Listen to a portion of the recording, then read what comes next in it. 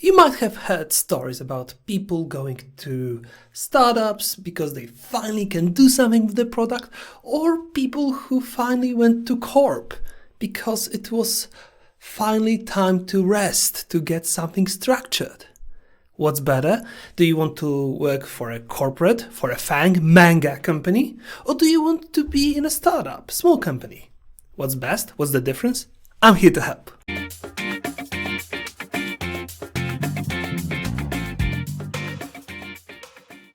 Hi, I'm Dr. Bart and I'll be your product management teacher.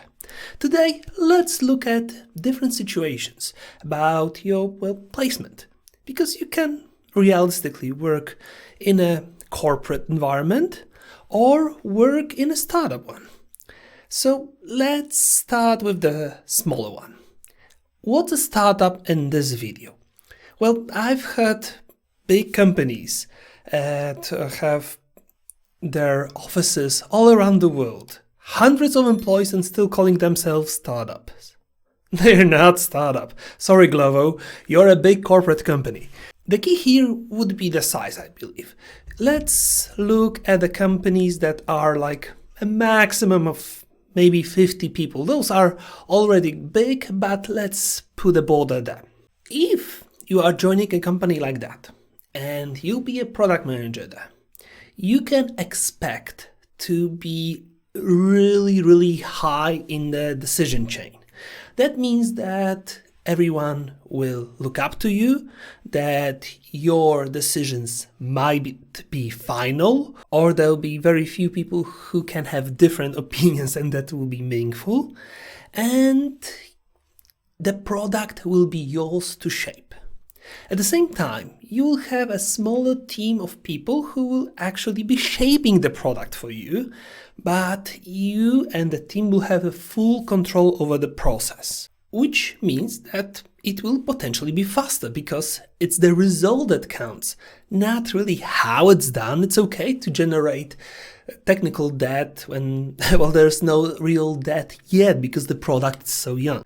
The speed will also mean that you are not caring about lots of dependencies, lots of things that can hinder you, and you are okay-ish to take risky decisions that can really earn you big in the long run. Or not, it really depends on the company. You will have some kind of ease of developing the product because you'll be very close to the clients, the users, because, well, there won't be that many of them. It will be easier to shape the product and create it from grounds up, right?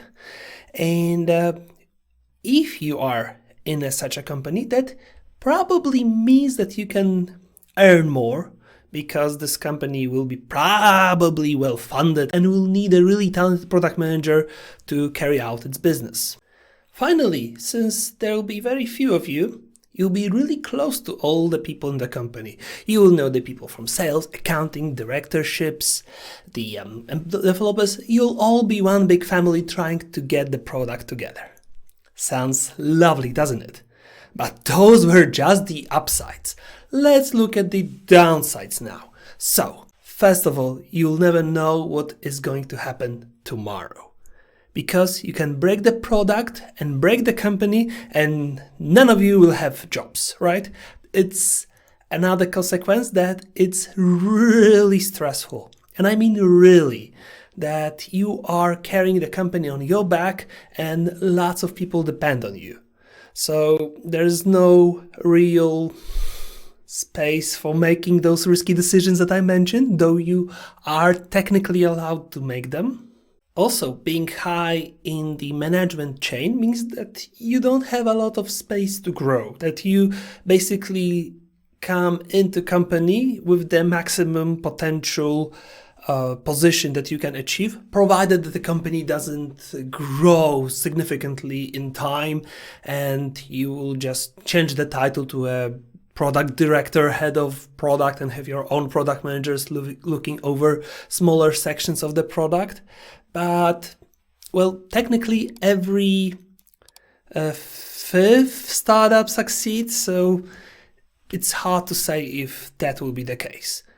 I can tell you that the startup that I've been working for 9 years and still going on strong, does still have a single product manager and none of smaller product managers to oversee. Finally, be ready for things to go wrong, for servers to explode in the middle of the night, to have really long working hours, and being like one of the fillers of the company, which is good and bad, but mostly bad when it comes to your mental health. And like from typical product standpoint, you will be really struggling to hit the success, to land the punch, to get the clients. So be ready to have no real long short-term plans that will be executable. You'll be just doing what's right there and then and hoping that for the best. Of course, you can have long-term plans, long-term strategies and larger projects to build, but at the same time, you will be here and there trying to get the clients. So that was all I had for a small company. Next time, please tune in to see what are the upsides and downsides of working in a more corporate environment and which one is better in my opinion. But in the meantime, if you want to learn more, to find out more about product management, please check out my Udemy or Skillshare courses. The links are down in the description. I'm also putting links to my blog, and if you want to talk to me, feel free to contact me via LinkedIn. And finally, like, share, subscribe, and I'll see you next time. Thank you.